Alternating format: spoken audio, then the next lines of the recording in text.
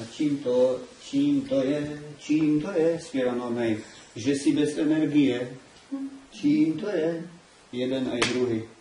Čím to je? Frustrovaný. Frustrovaný? Tak si musíš flusnúť a budeš odfrusnovaný. Nie je to také jednoduché. Nie je to také jednoduché. Ten, ktorý má v motíve jednoduchosť, rýchlosť, ľahkosť, práve teraz ide proti svojmu motívu a vraví, že nie je to jednoduché. Uvedomuješ si, čo robíš? Nie. No to je to, že si neuvedomili. A prvý kľúč k tomu, aby si urobil pokrok, je, že si uvedomíš.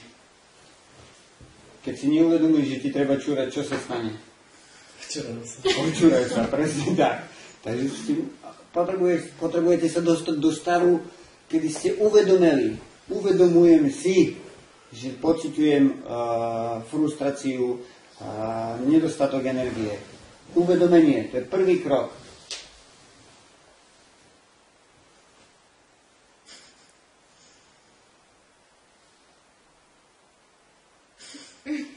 A druhý? Pýtať sa, že si mal zmeniť, aby to šlo. Dobre, a postup je aký? Sám seba sa musím opýtať. No tak sa pýtaj sám seba.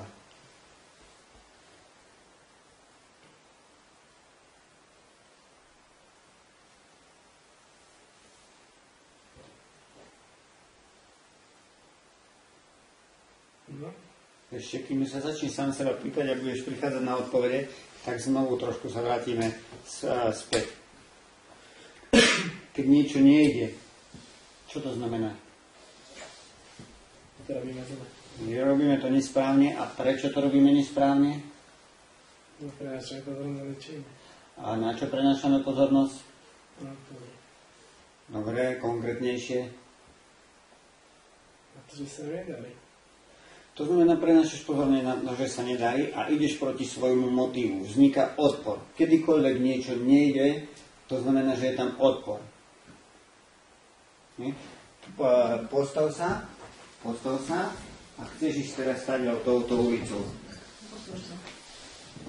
Ty stále chceš ísť touto, no, tak čo urobíš?